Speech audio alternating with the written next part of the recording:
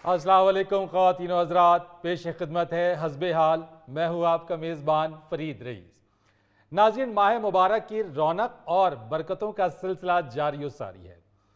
इस माह मुबारक में जहाँ दस्तरखान वसी हो जाते हैं, वहीं बेशतर घरों में जो शेड्यूल है वो भी उलट पुलट होकर रह जाता है। हाँ जी। ज़्यादातर घरों में ये देखने में आया है कि वो इफ्तार के बाद सहर तक जागते रहते हैं और फिर सहरी करके सारा दिन सोए रहते हैं जी। जो दर हकीकत रोजे की रूह के खिलाफ है। बिल्कुल। आमतौर के ऊपर देखा जाए तो ये एक पूरा सिस्टम डिस्टर्ब होकर रह जाता है, लेकिन क्या करने और क्या ही कहिए कि यहाँ सब कुछ उलट पलट होकर रह गया है। आइए आपको लिए चलते हैं कर्नल कुद्दूस के घर और देखते हैं कि वहां क्या हो रहा है। शरफू, आप आ भी जाओ, कहाँ मर गए हो? और क्यों इस वक्त उसे आवाजें दे रहे हो? आ गया जनाब, आ गया। ये किसके लिए लाए हो? भाईजान, मैंने मंगवाया, मेरी शुगर लो हो रही। ओह। 2 जग तुमने अफ्तारी के वक्त पिए हैं पहले दूध के, और शुगर तुम्हारी अभी तक अप नहीं हुई। आपकी नजर लगनी है मेरे भाई को। बिल्कुल नहीं नजर लगती इसे जब लगेगी करंट लगेगी। यानी मेरे सामने इसने अफ्तारी के वक्त कोई 2 जग दूध पिया है और शुगर अभी तक लो है। शहरी के वक्त भी माशाल्लाह इतनी खुराक खाता है और सारा दिन बेड पे उल्टा लेटा होता है, जैसे कराची साहिल के ऊपर किसी वक्त वेल मछली नहीं बाहर रेत पे आ जाती और आधा शहर कराची उसे देखने के लिए पहुंचा होता है। हाय हाय, देखे तो सही, मेरा भाई रोजे रख रख के कितना कमजोर हो गया है। ये हाथ दबाना। हाथ छोड़ दो बेटे जी, गला दबाओ गला। हाथ दबाने से इसका क्या बनना है? मैं हैरान होता हूँ इस शख्स पे कि इतना खा पी के भी ये कमजोर हो रहा है। वाह वाह वाह वाह।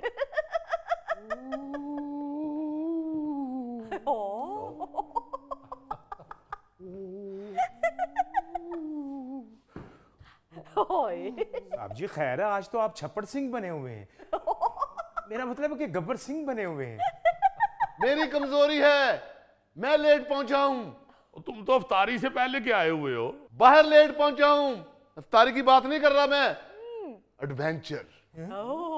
कुद्दूस, मुझे शक पड़ा, यानी कि डाउट हुआ मुझे इस चीज का कि आपके घर के पीछे चीता है। चीता? हाँ हाँ हाँ, मेरी कमजोरी एडवेंचर। मैंने फौरन एक्शन लिया और ऐसे गया हूं लपक के आपके घर के पीछे। अच्छा, वो आपके हमसाए नहीं है पीछे, वो जिनका घर बन रहा है, हाँ हाँ, वहां खोता ईंटें उतार रहा था। हाय अल्लाह। यानी जैसा शिकारी वैसा शिकार।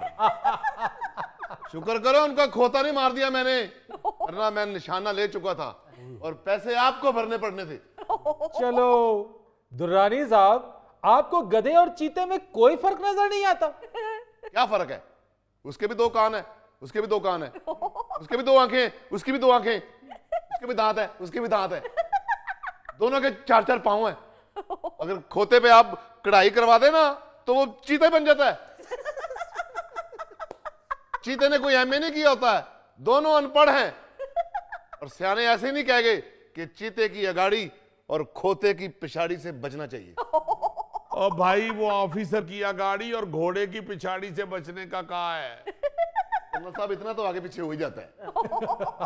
शरफू जी, 1 गिलास और ले आओ। वो फ्रूट खत्म हो गया, कहें तो सादा पानी ले आऊं? बकवास बंद कर। नहीं, सादा पानी न लाओ, सरफ मिला के ले आओ पानी में। ठीक है। कर्नल साहब, आपको जूस और सर्फ में पहचान ही नहीं है। ये तो फ्रूट खत्म हो गया, वो बता रहा है। अब क्या किसी फर्नीचर का जूस निकाल के ले आए? भाईजान झूठ बोल रहा है शरफू, अभी 3 तरबूज मेरी चारपाई के नीचे पड़े हुए हैं। ओहो, बहन के घर रह रहे हो ना तो तरबूज का जूस पी रहे हो, अपने घर होते तो एप्पल का जूस पीते। मम्मा, मैंने बात किया, इरफान नहीं आ रहे सैरी के लिए। हाँ क्यों बेटा, वो तो कह के गया था कि मैं सैरी यहीं करूंगा। मम्मा, आपकी बहू ने बाजारी समोसे और पकोड़े मंगवा के उसके आगे रख दिए थे, इस वजह से उसकी तबीयत खराब हो गई है, इसलिए वो कह रहे मैं नहीं आऊंगा। कर्नल साहब, अपनी लाडली बहू के करतूत सुन रही हैं? करतूत क्या, उसने उल्टी कलाबादी मार दी है। हद हो गई है, बाजार से अब चीजें घरों में आती हैं। बेटा इसमें नाराज होने वाली कौन सी बात है? बिल्कुल। बेटा चूल्हों में गैस नहीं आ रही, अब तो लोग खाना भी बाजार से मंगवा के खा रहे हैं। क्यों नहीं आती गैस चूल्हों में दुरानी अंकल? अभी शर्फू मेरे लिए मिल्क शेक बना के लाया है। वो दिल्ली के पहलवान मिल्क शेक को कौन सा तड़का लगता है, या उसको कौन सा बॉयल करना पड़ता है? ऐसे मैं तो हैरान हूं बेटे कि इरफान क्यों इतनी सी बात पे नाराज हो गया। और भी 36 चीजें पड़ी हुई थी टेबल पे, फ्रूट चाट पड़ी हुई थी, दही बल्ले पड़े हुए थे, वो खा लेता, उन पे कौन सा आपका मामू बैठ गया था? वाह, दामाद में से नुक्स निकालना, ये ना सोचना कि तुम्हारी बहू ने क्या चंद चढ़ाया है।